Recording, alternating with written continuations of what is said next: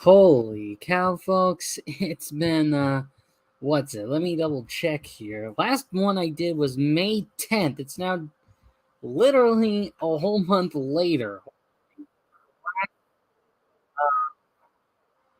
Yeah, it's been a long minute. I told you guys back when I did book number 1 that I was gonna read all of them, and yeah, I did get around to it. I'm such an idiot. You'll notice I changed up my profile picture here to match my new. I'm still to some people NG5, but now I've changed my name to Hendrick Motorsports Fan 5, so I'm the same darn person. Um, yeah, I told you guys I would get to reading this book here. I know I'm stalling, but we are on book number 3 finally. Again, a month. It's been a while. So, James the Red Engine by Reverend Audrey. Trying to say his name is a little bit of a tongue twister, but he wrote down this little blurb before the book starts. He says, "Dear friends of Edward, Gordon, Henry, and Thomas, thank you for your kind letters. Here is the new book for which you asked. James, who crashed into the story of Thomas the Tank Engine, settles down and becomes a useful engine. We are nationalized now, but the same engines still work for the region. I am glad, too, to tell you that the Fat Director, who understands our friend's ways, is still in charge, but is now the Fat Controller. I hope you will enjoy this book, too," said Reverend Wilbert Audrey. Now, what is a little bit funny about this, and I think I remember the Unlucky Tug talking about this in one of his, also the two people that are here, please share this. I love reaching out to people and having an audience. But from what I remember via the Unlucky Tug is that the Reverend actually didn't. He liked the book, but this was his least favorite because he was rushed to make this.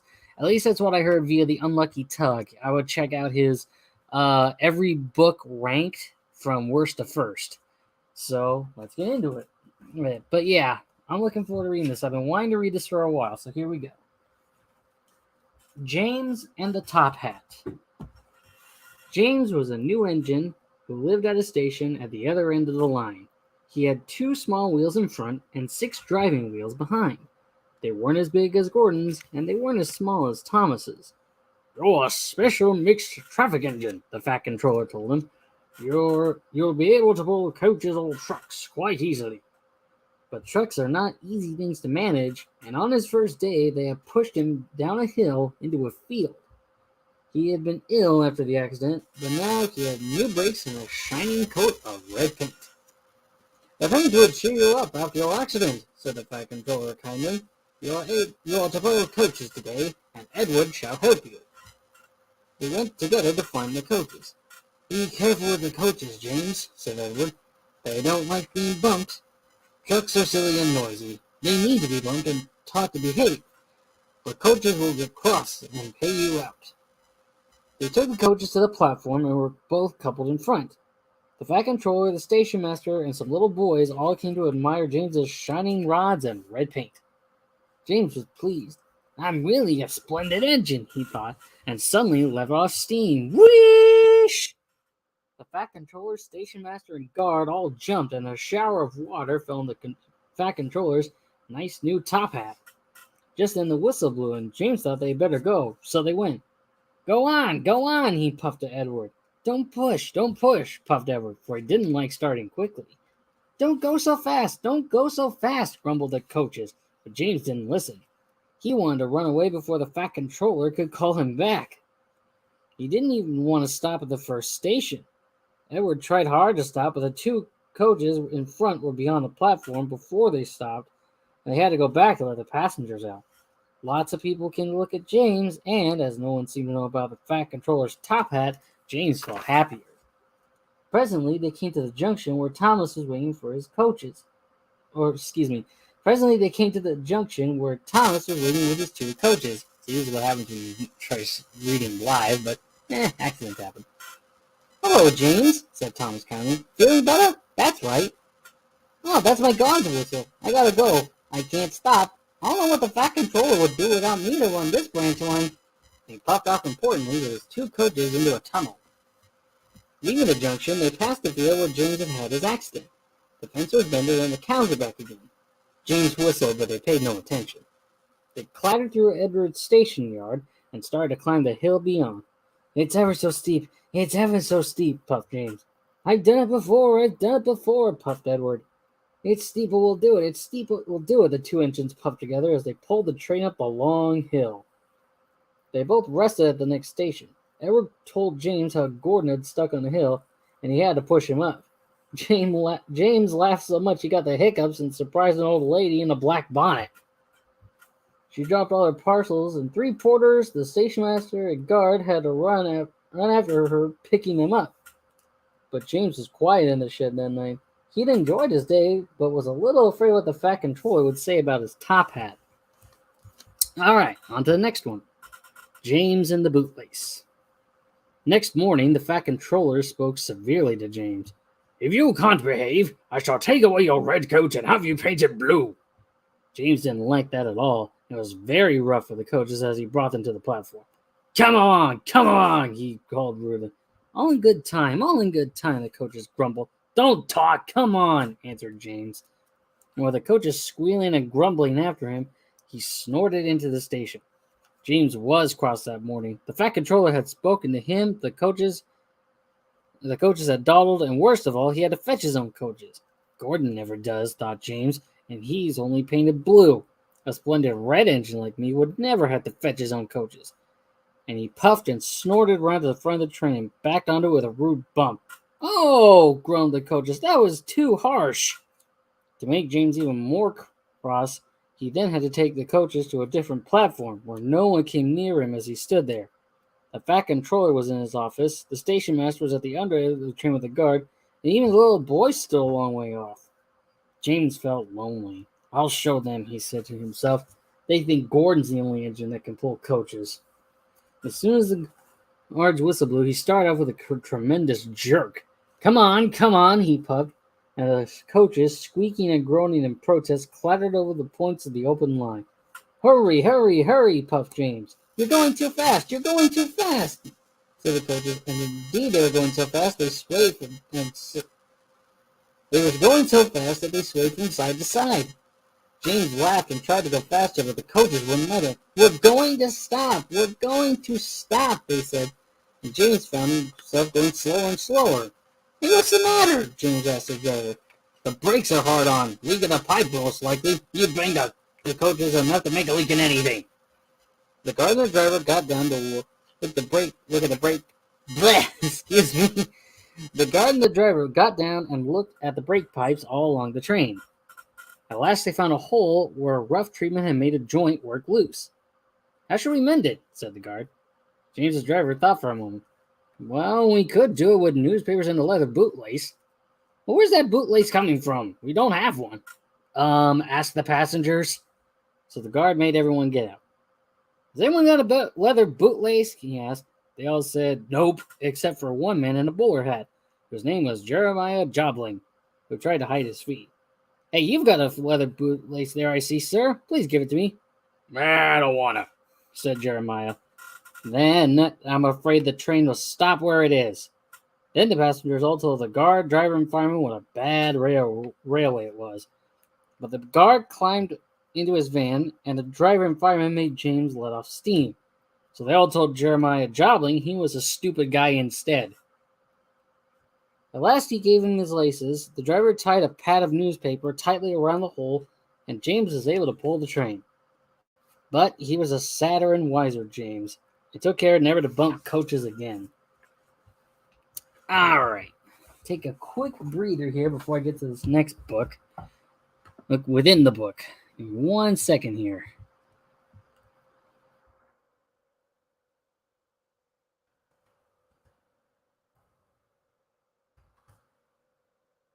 There we go, and back live. How many more do I have? 2 more books, I believe, within the James the Red Engine book.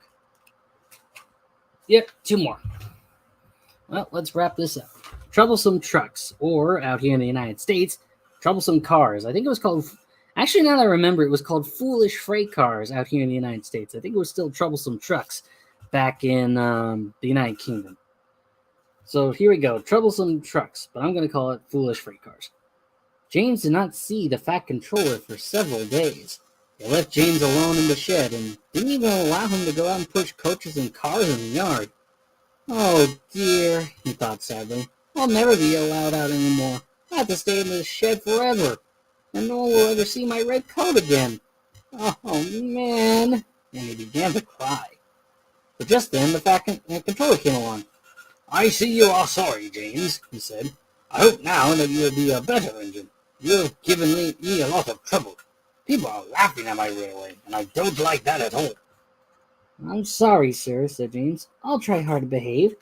Well, that's a good engine, said the Fat Controller kindly. I want you to pull some freight cars for me. Run along and find them. So James puffed happily away. Here's your freight cars, James, said Thomas. Have you got some bootlaces ready? And he ran off laughing. Whoa, whoa, whoa, said the cars as James backed down on them. We want a proper engine, not a red monster. James took no notice and started as soon as the guard was ready. Come along, he puffed. We won't, screamed the cars. But James didn't care and pulled the screeching cars sternly out of the yard. The trucks tried hard to make him give up, but he still kept on. Sometimes their brakes would slip on, and sometimes they would run hot boxes. Each time they would have to stop and put trouble right, and each time James would start again, determined not to let the trucks beat him. Give up, you can't pull us, you can't, called the cars. I can and I will, puffed James, and slowly but surely he pulled them along the line. At last they saw Gordon's Hill ahead. Look out for trouble, James, warned his driver. We'll go fast and get them up before they know it. Don't let them stop you. So James went faster and faster, and they were soon halfway up the hill. I'm doing it. But it was hard work. Will the top ever come? He thought. But then a sudden jerk happened, and it all came easier. I've done it. Hooray, it's easy now. But his driver shut off steam. They've done it again. We've left our tail behind. The last 10 cars were running backwards down the hill. The coupling had snapped. But the guard was brave. Very carefully and cleverly, he made them stop. Then he got out and walked down the line with his red flag. Oh, that's why it was easy, said James as he backed the other cars down. What silly things cars are. There might have been an accident. Meanwhile, the guard had stopped Edward, who was pulling 3 coaches. Can I help you, James? Called Edward. No, thank you, said James. I'll pull them myself. Good. Don't let them beat you. So James got ready. Then with a beep, beep, he was off. I can do it, he puffed. And he pulled and puffed as hard as he could. You're doing well, whistled Edward as James slowly struggled up the hill with clouds of smoke and steam pouring from his funnel. I've done it, he panted and disappeared over the top. They reached their station safely. James was resting in the yard when Edward puffed by with a cheerful beep, beep. Then, walking towards them across the rails, James saw the Fat Controller. Oh dear, what will he say? He asked himself sadly. But the Fat Controller was smiling. I was in Edward's train and saw everything, he said. You have made the most troublesome cars on the line behave. And after that, you deserve to keep your red coat. Okay, I'm going to try playing a little bit of music in the background. So I'm going to say it here and, fair use and all that stuff. I'm just going to try using a little bit of music actually, I won't, because YouTube can be a little bit odd these days with music and stuff, so I'm not going to. I'm going to look into that, so, yeah. I really want to use it, but at the same time, I don't. I've got one more book here, and then I can wrap things up. And I'm glad the one person was able to stick it out for this long, and I'll just stick with it. I got one more here to read. And hopefully, maybe later today or tomorrow, I can do the next book. But I do want someone that I know that has this Thomas and Friends Complete Collection to do this, do like a guest thing of sorts. But let's finish this up first, and I'll talk about that in a little bit. So last book we've got here, at least for James the Red Engine, is James and the Express. Alright, here we go. Sometimes Gordon and Henry slept in James's shed. They would talk of nothing but bootlaces. James would talk about engines who got stuck in tunnels and shut up. Oh, wait, I got that confused. My bad. James would talk about engines who got shut up in tunnels and stuck on hills. But they wouldn't listen and went on talking and laughing. "You talk too much, little James," Gordon would say. "A fine, strong engine like me has something to talk about. I'm the only engine who can pull the express. When I'm not there, they need 2 engines. Think of that. I pulled expresses for years and never once lost my way. I seem to know the right line by instinct," said Gordon proudly. But every wise engine knows, of course, that the signalman works the points to make engines run on the right lines. But Gordon was so proud he had forgotten. "Wake up, James," he said next morning. "It's nearly time for the express. What are you doing, odd jobs?" Well, we ought to begin somewhere, don't we? Now run along and get my coaches. Don't be late now." James went to get Gordon's coaches. They were all shining with lovely new paint. He was careful not to bump them, and they followed him smoothly into the station, singing happily, "We're going away! We're going away!" Wonder where. "I wish I was going with you," said James. "I should love to pull the express and go flying along the line." He left them in the station and went back to the yard, just as Gordon, with much noise and blowing the steam, backed onto the train. The fat controller was on the train with other important people. As soon as they heard the guards whistle, Gordon started. "Look at me now! Look at me now!" he puffed, and the coaches glided after him in the station. "Goodbye, little James. See you tomorrow." James watched the train disappear around a curve, then went back to work.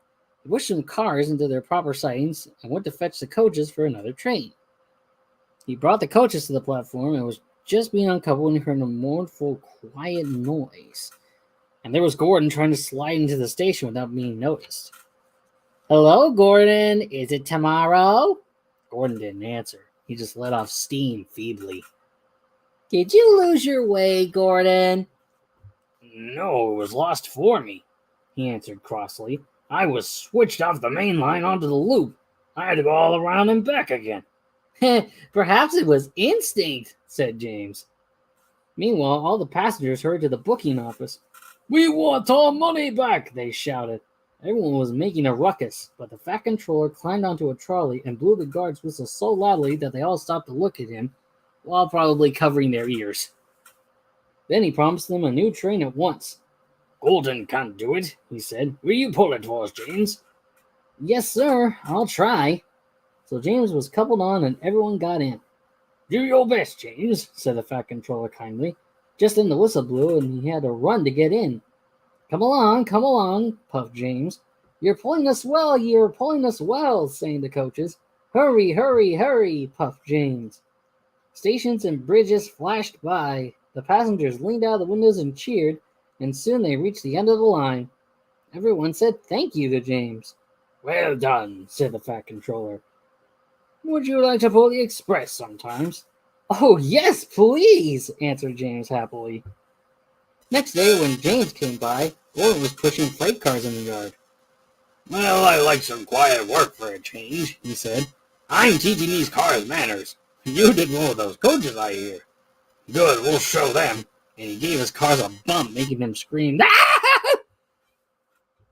James and Gordon are now good friends. James sometimes takes the express to give Gordon a rest. Gordon never talks about bootlaces, and they're both quite agreed on the subject of cars. And that, ladies and germs, was James the Red Engine, the third book in the Reverend Audrey's collection. I stumbled a little bit, but that's what happens when you're trying to read it and doing a live stream at the same time. I'm not really ticked about what happened. Rather, it's been a while. It's been over a month since I did that. Now, as I mentioned before, I do plan on having some people read some of these books in the future. There's quite a lot, and I want to get through them all.